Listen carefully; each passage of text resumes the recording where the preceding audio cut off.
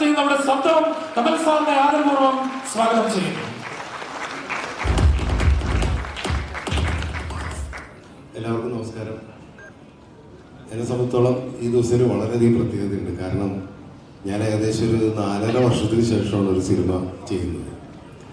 എൻ്റെ സിനിമാ ജീവിതത്തിൽ ആദ്യമായിട്ടാണ് ഇങ്ങനൊരു ഗ്യാപ്പ് വരുന്നത്. ഞാൻ സംവിധായകനായിട്ട് 38 വർഷമായി. എൻ്റെ കൂടെ സഹകരിച്ചിട്ടുള്ള ഒരുപാട് പേരുണ്ട്. സാങ്കേതിക പ്രവർത്തകർ, അതുപോലെ അഭിനേതാക്കൾ, മലയാള സിനിമയിലെ കുലപതികളായിട്ടുള്ള എല്ലാവരും വെച്ച് സിനിമ ചെയ്യാനുള്ള അവസരം ഉണ്ടായിട്ടുണ്ട്. അതൊക്കെ ഒരു വലിയ ഭാഗ്യമായിട്ട് കണക്കാക്കുകയാണ്. ഈ 38 വർഷത്തിനിടയിൽ 48 സിനിമകൾ, 48ാമത്തെ സിനിമയാണ് വിവേകാനന്ദൻ വൈറലായി. എന്നെക്കാളും സീനിയറായിട്ടുള്ള സിബിയെ പോലുള്ളവരൊക്കെ ഇരിക്കുന്നുണ്ട്. ഇവിടെ ഇതിനേക്കാളും കൂടി സിനിമ ചെയ്തിട്ടുള്ള ഒരുപാട് സംവിധായകരുണ്ട്. പുതിയ കാലത്തിൽ ഒരു സിനിമ ചെയ്യാന്ന് പറഞ്ഞാൽ തന്നെ വലിയ ബുദ്ധിമുട്ടാണ്. നമുക്കറിയാം, പുതിയ തലമുറയിലെ കുട്ടികളൊക്കെ ഒരു പടം ചെയ്തിട്ട് 1-2 വർഷം, 2-3 വർഷം കഴിഞ്ഞിട്ടാണ് അടുത്ത സിനിമ ചെയ്യുന്നവർ, പല കാരണങ്ങളാൽ. അപ്പം ഞങ്ങളെ സംബന്ധിച്ചോളം ഗ്യാപ്പ് എന്ന് പറയുന്നത് വലിയൊരു ബുദ്ധിമുട്ടുണ്ടാക്കുന്ന ഒരു കാര്യമാണ്. ഞാൻ ആ സമയത്ത് ചലച്ചിത്ര അക്കാദമി ചെയർമാനായിരുന്ന സമയത്ത് തന്നെ സിനിമ കുറച്ചു കാലം മറന്നുപോയി എന്നുള്ളത് സത്യമാണ്. എങ്ങനെയാണ് സിനിമ എടുക്കുന്നതെന്ന് പോലും മറന്നുപോയി എന്നുള്ളത് സത്യമാണ്. ആ ഗ്യാപ്പിൽ മലയാള സിനിമ മുഴുവൻ മാറി. ഇതിനിടയിൽ കോവിഡ് വന്നു കഴിഞ്ഞപ്പോൾ സിനിമയൊക്കെ അടച്ചു പൂട്ടപ്പെട്ടു. അതിനുശേഷം OTT പ്ലാറ്റ്ഫോം വന്നു. സിനിമയുടെ സാങ്കേതികമായ കാര്യങ്ങൾ മാത്രമല്ല, അതിൻ്റെ വിപണിയും എല്ലാം മാറി. സിനിമ പുതിയൊരു രീതിയിൽ എത്തിക്കഴിഞ്ഞപ്പോൾ ഞാൻ ഈ ചലച്ചിത്ര അക്കാദമിയുടെ ഇത് കഴിഞ്ഞിട്ട് 2021 ഡിസംബർ 31 അവിടെ നിന്ന് റിലീവ് ചെയ്യുന്നത്. അതിനുശേഷം 2022 മുതൽ വീട്ടിൽ ഒന്നും ബ്ലാങ്കായി പോയി കുറച്ച് കാണും. എന്ത് ചെയ്യണമെന്നറിയില്ല. സിനിമകൾ കാണുന്നില്ല, എല്ലാ ഭാഷയിലുള്ള സിനിമകൾ കാണും. മലയാളത്തിൽ ഇറങ്ങുന്ന ഒട്ടുമിക്ക സിനിമകളൊക്കെ കാണും. സിനിമ പുതിയ രീതിയിലേക്ക് മാറിക്കൊണ്ടിരിക്കുന്നു. സിനിമയുടെ സ്വഭാവം മാറുന്നു. സിനിമയുടെ നമുക്ക് നേരത്തെ തന്നെ അറിയാവുന്നതാണ്, സിനിമാറ്റിക് ലാംഗ്വേജ് മൊത്തം മാറിയിട്ടുണ്ട്. അഭിനേതാക്കൾ, സാങ്കേതിക പ്രവർത്തകർ, അവരുടെയൊക്കെ നമ്മൾ അതിശയിപ്പിക്കുന്ന രീതിയിൽ മലയാള സിനിമ മാറുകയും മനോഹരമായ സിനിമകൾ ഇറങ്ങുകയും ചെയ്യുന്ന ഒരു ഘട്ടത്തിൽ ഇനി എന്ത് എന്നുള്ള ചോദ്യം കുറേ കാലം എന്നെ അകറ്റിയിരുന്നു. പലതരം സിനിമകളെ കുറിച്ച് ആലോചിച്ചു. ഒന്നും സാധിക്കുന്നില്ല, എങ്ങനെയാണ് ചെയ്യേണ്ടതെന്ന് അറിയില്ല. ഇതിനിടയിൽ ഒരു സ്ക്രിപ്റ്റ് എഴുതി. അത് നമ്മുടെ മലയാളത്തിലൊരു പ്രമുഖ നടൻ അഭിനയിക്കേണ്ടതാണ്, ഞാൻ പേരോട് പറയുന്നില്ല. അദ്ദേഹത്തിൻ്റെ ഡേറ്റിന് വേണ്ടി കുറേ നാൾ കാത്തിരുന്നു. കുറച്ച് കിടപ്പോൾ അതിൻ്റെ പ്രൊഡ്യൂസേഴ്സോട് ഇരിക്കുന്നുണ്ട്. ഡോൾവിനും ജിനു എബ്രഹാമും ഇരിക്കുന്നുണ്ട്. അതായിരുന്നു സത്യത്തിൽ ഞാൻ ആദ്യം ചെയ്യേണ്ടിരുന്ന സിനിമ. ഇതിനിടയിലാണ് ഈ ഒരു ബാഗായിരിക്കുന്ന സമയത്താണ് പെട്ടെന്ന് ഈ ഒരു സബ്ജക്റ്റ് വരുന്നത്. അതിനും തിരക്കഥ എഴുതിയ ഞാനാണ്. ഈ ഒരു ബ്ലോക്കാവുന്ന അവസ്ഥയിലാണ് ആ തിരക്കഥ എഴുതുന്നത്. പൂർത്തിയാവുന്ന അങ്ങനെ ജിനുവിനോടും ഡോൾവിനോടും ആ സ്ക്രിപ്റ്റ് പറയുന്നവർക്ക് അത് ഇഷ്ടപ്പെടുന്നു. അത് സിനിമയാകാനുള്ള എല്ലാ കാര്യങ്ങളും മുന്നോട്ട് പോയിക്കൊണ്ടിരിക്കുക. ഇതിനിടയിലാണ് ഈ സബ്ജക്റ്റ് പെട്ടെന്ന് ഇങ്ങനൊരു കഥയെക്കുറിച്ച് ആലോചിക്കുന്നു. പുതിയ കാലത്തെ അഡ്രസ്സ് ചെയ്യുന്ന വളരെ സാമൂഹ്യ പ്രസക്തിയുള്ള, ഒരുപക്ഷെ ഇപ്പം പറയേണ്ട ഒരു കഥയാണ്. പുതിയ തലമുറയ്ക്ക് വളരെ പെട്ടെന്ന് ഐഡന്റിഫൈ ചെയ്യാൻ പറ്റുന്ന ഒരു കഥാപാത്രമാണ് ഇതിലെ വിവേകാനന്ദൻ എന്ന് തോന്നി. ആ കഥാപാത്രം അതുമായിട്ട് ബന്ധപ്പെട്ട കാര്യങ്ങളാണ് ആദ്യം മനസ്സിൽ തെളിഞ്ഞത്. ഈ ബ്ലോക്കായ സമയത്തൊക്കെ തന്നെ എനിക്ക് ഇൻസ്പിറേഷൻ എന്ന് പറയുന്ന സത്യത്തിൽ എല്ലാവരെയും പോലെ തന്നെ തീർച്ചയായിട്ടും എൻ്റെ ഭാര്യയാണ്, പിന്നെ എൻ്റെ മക്കള്, അതുപോലെ എൻ്റെ സുഹൃത്തുക്കൾ. ഒരുപാട് സുഹൃത്തുക്കളുണ്ട്. കൊടുങ്ങല്ലൂരിൽ നിന്നൊരു ഗ്യാങ് ഉണ്ട് എൻ്റെ സുഹൃത്തുക്കൾ. എല്ലാവരും എല്ലാ സിനിമയ്ക്കും വരുന്നതാണ്. അവർ നമ്മളായിട്ട് ബന്ധപ്പെട്ട എല്ലാവർക്കും അറിയാം. അതിന് ശരിക്കും ഉണ്ടെങ്കിൽ എന്നെ മോട്ടിവേറ്റ് ചെയ്ത 1-2 പേരെ പറ്റി പറയാനായിട്ട് പറ്റും. ഒന്ന് ആസ്മിൻ അഷ്റഫാണ്. അഷ്റഫ്ക്കാരെ സംബന്ധിച്ചോളം ഇവർക്ക് എൻ്റെ സഹപ്രവർത്തകർക്ക് അറിയാവുന്ന ഒരാളാണ്. അത് നീ സിനിമ ചെയ്യണം എന്ന് പറഞ്ഞ് വളരെയധികം പ്രോത്സാഹിപ്പിച്ച ഒരാളാണ്. പിന്നെ ഒന്ന് എൻ്റെ ഒരു സുഹൃത്തുണ്ട്, KR സുനിൽ എന്നുണ്ട്. സുനിലാണ് മിക്കവാറും ദിവസങ്ങളിൽ ഞാൻ കഥകൾ സുനിലിനോട് സംസാരിക്കാം. അങ്ങനെ വന്നപ്പോഴാണ് ഈ കഥ പൂർണ്ണമായ രൂപത്തിലേക്ക് വരികയും തിരക്കഥ എഴുതാൻ എനിക്ക് അധികം ദിവസങ്ങൾ എടുത്തില്ല എന്നുള്ളതാണ്. ഞാൻ 2 ആഴ്ച കൊണ്ട് പൂർണ്ണമായിട്ട് സ്ക്രിപ്റ്റ് എഴുതി കഴിഞ്ഞു. ഈ സ്ക്രിപ്റ്റ് എഴുതുന്ന സമയത്താണ് ഞാൻ ഷൈൻ. അപ്പം എൻ്റെ മനസ്സിൽ വിവേകാനന്ദനായിട്ട് വേറെ ആരെയും പെട്ടെന്ന് വന്നില്ല എന്നുള്ള സത്യമാണ്. കാരണം കുഞ്ചാക്കോ പോലെ അഭിനയിക്കില്ലാന്ന് ഉറപ്പാണ്. ചാക്കോൻ്റെ അടുത്ത് ക്യാരക്ടറെ പറ്റി പറഞ്ഞു കഴിഞ്ഞാൽ ചാക്കോ എന്നെ എപ്പോൾ ഓടിച്ചിടുമെന്ന് ചോദിച്ചാൽ മതി. പിന്നെയുള്ള സൗബിനാണ്. സൗബിൻ ഡയറക്ഷനൊക്കെ ആയിട്ട് ഭയങ്കര തിരക്കാം. അങ്ങനെ ഒരുപാട് ഹീറോസ് ഉണ്ട്. നമുക്കറിയാലോ ഇവിടെ മലയാളത്തിലെ യങ്സ്റ്റേഴ്സ് ആയിട്ടുള്ള ഒരുപാട് ഹീറോസ് ഉണ്ട്. ആരെടുത്ത് ഡേറ്റിൽ ചെന്ന് കഴിഞ്ഞാൽ ചിലപ്പോൾ മരനീ റോൾ അഭിനയിക്കില്ല. സിനിമ കാണുമ്പോൾ നിങ്ങൾക്ക് മനസ്സിലാവും. അപ്പൊ എനിക്ക് ആകെ വിശ്വസിക്കാവുന്ന, അല്ലെങ്കിൽ ധൈര്യപൂർവ്വം നീ അഭിനയിക്കുന്നു എന്ന് പറയാൻ ഒരാളുള്ളത് ഷൈനും ചാക്കോണ്. അപ്പൊ ഷൈനോട് ഞാനൊന്നും പറയേണ്ടി വന്നില്ല.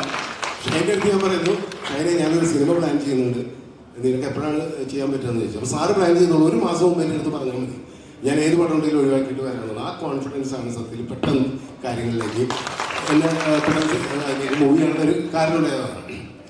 അപ്പം നിർമ്മാതാവ് ഒരു പ്രശ്നമാണ് സാറിന്, പഴയ മാതിരിയല്ല.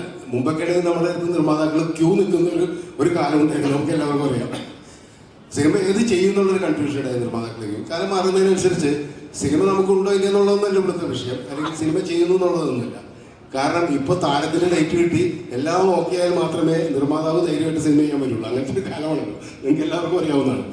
അപ്പോൾ ഷൈൻ അഭിനയിക്കാമെന്ന് പറഞ്ഞു കഴിഞ്ഞപ്പോൾ അതുപോലെ എനിക്ക് ഒരിക്കലും മറക്കാൻ പറ്റാത്തതാണ് ഗിരീഷ് കൊടുങ്ങല്ലൂർ, പ്രൊഡക്ഷൻ കൺട്രോളറാണ്. ഗിരീഷാണ് സാറേ നമുക്ക് കാര്യങ്ങളും പെട്ടെന്ന് ചെയ്യാം എല്ലാവരും. ഞാൻ എൻ്റെ ഒരു പാർട്ടിയുണ്ട്, നമുക്ക് അവരായിട്ട് സംസാരിക്കാമെന്ന് പറഞ്ഞിട്ടാണ് നസീബും ഷെലിരാജും എൻ്റെ അടുത്ത് വരുന്നത്, പ്രൊഡ്യൂസേഴ്സ് രണ്ടുപേരും വരുന്നത്. അവർ ഒരു എന്താ പറയുക, ഒരു ഓപ്പൺ ചെയ്തിട്ടാണ് എന്ത് പടമായാലും കുഴപ്പമില്ല സാർ, കമൽ സാറിൻ്റെ ഒരു പടം ചെയ്യണം, അത്രമാത്രം ഞങ്ങൾക്കുള്ളൂ, സാറ് പറയുന്ന പോലെയാണെന്ന് പറയുന്നത്. അപ്പോൾ പിന്നെ പെട്ടെന്നായിരുന്നു കാര്യങ്ങളൊക്കെ സംഭവിച്ചത്.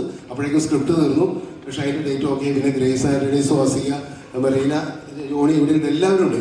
ആർട്ടിസ്റ്റുകളൊക്കെ നമുക്ക് വളരെ പെട്ടെന്ന് കിട്ടി. ബാക്കി ക്യാരക്ടേഴ്സ് ഞാൻ മനസ്സിൽ ഈ തിരക്കഥയിൽ ഉദ്ദേശിച്ചത് ആരെയാണ് അവരൊക്കെ നമുക്ക് പെട്ടെന്ന് കിട്ടി എന്നുള്ളതാണ് ഏറ്റവും വലിയൊരു ഇത്. കാരണം ഞാൻ ഈ തിരക്കഥ എഴുതുമ്പോൾ കഥാപാത്രങ്ങൾക്ക് ഇന്നാളെന്ന് പറഞ്ഞ് എഴുതൂലേ, അതിൽ നിന്ന് ഒരാൾ പോലും പിന്നെ മാറിയിട്ടില്ല എന്നുള്ളതാണ്. അവരെ തന്നെ കാസ്റ്റ് ചെയ്യാൻ പറ്റി എന്നുള്ളത് പല സിനിമകൾക്ക് സംഭവിക്കാറുണ്ട്. നമുക്കറിയാം, പല കാര്യങ്ങളാലും അവരുടെ ഡേറ്റും അല്ലെങ്കിൽ മറ്റു പല കാര്യങ്ങളാലും അത് മാറാറുണ്ട്. അങ്ങനെ എല്ലാവരും അഡ്ജസ്റ്റ്. പിന്നെ നമ്മൾ ഓഫ്കോഴ്സ് നമ്മുടെ ടെക്നീഷ്യൻസ് എന്ന് പറയുന്നത്, ഞാനപ്പോൾ എനിക്ക് എൻ്റെ എന്താ പറയുക പ്രിയപ്പെട്ട ക്യാമറാമാരൊക്കെ ഇവിടെ ഇരിക്കുന്നുണ്ട്, സുമാർ, മനോജ് പിള്ള, വളികൾ എല്ലാവരും ഉണ്ട്. പക്ഷേ നമ്മൾ പുതിയ കാലത്തിൻ്റെ അനുസരിച്ച് പുതിയ ക്യാമറാമാരെ പരീക്ഷിക്കണം എന്നുള്ളതുകൊണ്ട് തന്നെ പ്രകാശ് ആണ് എൻ്റെ ഈ സിനിമയുടെ ക്യാമറ വർക്ക് ചെയ്യുന്നത്. പ്രകാശ് ഇവിടെ വിശ്വസിക്കുന്നത്. രഞ്ജനാണ് എഡിറ്റർ, രഞ്ജൻ വന്നിട്ടില്ല. മ്യൂസിക് ബിജി ഞാനുകൂടി ആമിയൊക്കെ നേരത്തെ ചെയ്തിട്ടുള്ളതാണ്, നമ്മുടെ പടങ്ങൾ ചെയ്തിട്ടുള്ളതാണ്. എനിക്ക് സബ്ജക്റ്റ് വന്നു കഴിഞ്ഞാൽ ബിജി അല്ലാണ്ട് വേറെ ആളെ മ്യൂസിക് ഡയറക്ടറായിട്ട് ആലോചിക്കാൻ പറ്റില്ല. ഹരിനാരായണൻ ലിറിക്സ് എഴുതുന്നു. ബാക്കി എല്ലാ സാങ്കേതിക പ്രവർത്തകരും, ഞാൻ എല്ലാവരുടെയും പേര് പറയുന്നില്ല. ഇതുപോലെ സത്യത്തിൽ എന്നെ മോട്ടിവേറ്റ് ചെയ്ത മറ്റൊരാളെന്നുള്ള ബഷീർ ഖാനാണ് എൻ്റെ അസോസിയേറ്റ് ഡയറക്ടർ. ഈ ഗിരീഷിനോടൊപ്പം തന്നെ എൻ്റെ അടുത്ത് വരികയും സാറെ നമുക്ക് ഉടനെ തുടങ്ങാം എന്ന് പറഞ്ഞാൽ ഈ ഊർജ്ജം പറഞ്ഞുകൊണ്ടിരുന്ന വ്യക്തികൾ, അവരൊന്നും നമുക്ക് മറക്കാൻ പറ്റില്ല. അങ്ങനെയാണ് വളരെ പെട്ടെന്ന് ഈ സിനിമ സംഭവിക്കുന്നത്. ഒരു മഴക്കാലത്താണ് തുടങ്ങുന്നത്. ജൂൺ 15-നാണ് ഇത് ഷൂട്ടിംഗ് ആരംഭിക്കുന്നത്. അപ്പം ഞാൻ പ്രൊഡ്യൂസറിന് ഒറ്റ കാര്യം മാത്രമേ ഉള്ളൂ, ഞാൻ എവിടെ പോയാലും എന്നെ മഴ പിന്തുടരാറുണ്ട് എന്നുള്ളൊരു സംഭവമുണ്ട്. കാരണം ഏത് മഴക്കാലമല്ലാത്ത വേനൽക്കാലത്ത് ഷൂട്ട് ചെയ്താലും എൻ്റെ ഷൂട്ടിംഗ് നടക്കുമ്പോൾ മഴ പെയ്യും.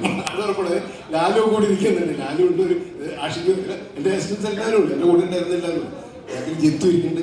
പിന്നെ ഞാൻ എല്ലാവരും പേര് പറയില്ല, ഇനിയും പറയേണ്ട സമയത്ത് സെലിം പടിയത്ത്, ഹരീഷ് എല്ലാവരും ഉണ്ട്. അപ്പോൾ എന്താ സംഭവിച്ചതെന്ന് വെച്ച് കഴിഞ്ഞിട്ടുണ്ടെങ്കിൽ ഞങ്ങൾ അതുകൂടി ഒരു കഥ മാത്രമാണ്, ചെറിയൊരിതാണ്. ഗ്രാമഫോൺ ഷൂട്ട് ചെയ്യുമ്പോൾ ഞങ്ങൾ ഹംപിയിൽ ഒരു പാട്ടെടുക്കാൻ പോയി. ഹംപിയിൽ അവിടെ ചെന്ന് സുരേഷ് കൊല്ലോട് അവിടെ ആർട്ട് ഡയറക്ടറായിട്ടുണ്ടായിരുന്നു, സെലിം പടിയത്തൊക്കെ ലൊക്കേഷൻ കാണാൻ പോയത്.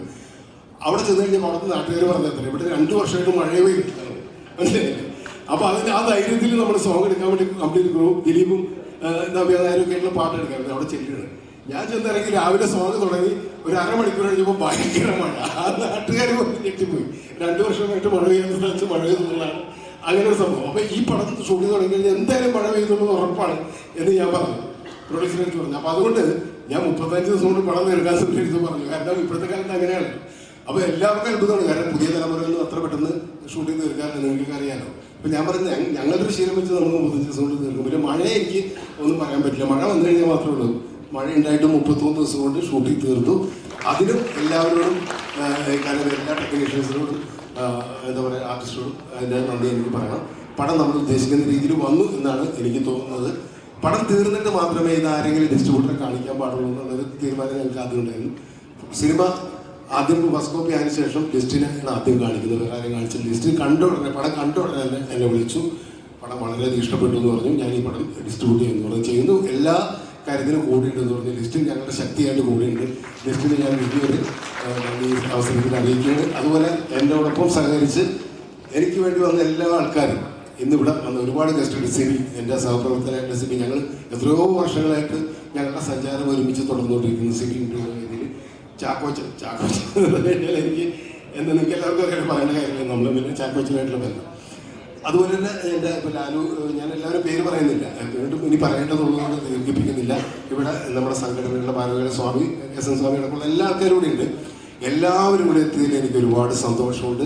ഈ സിനിമയോടൊപ്പം നിങ്ങളും ഉണ്ടാവണം. നിർമ്മാതാക്കൾ പുതിയ ആൾക്കാരാണ്, അവർക്ക് ടെൻഷൻ ഉണ്ട്. ആ ടെൻഷനോടുള്ള സംസാരിച്ചപ്പോൾ അങ്ങനെയൊക്കെ വന്നത്, കാരണം അവർക്ക് എന്തായാലും ടെൻഷൻ ഉണ്ടാവില്ല, നമുക്കറിയാലോ. അവരുടെ വലിയ സപ്പോർട്ട് തന്നെയാണ്. ബാക്കി എല്ലാവരോടുള്ള എൻ്റെ സ്നേഹം അറിയിച്ചുകൊണ്ട് ഞാൻ നിർത്തുകയാണ്. Thank you very much.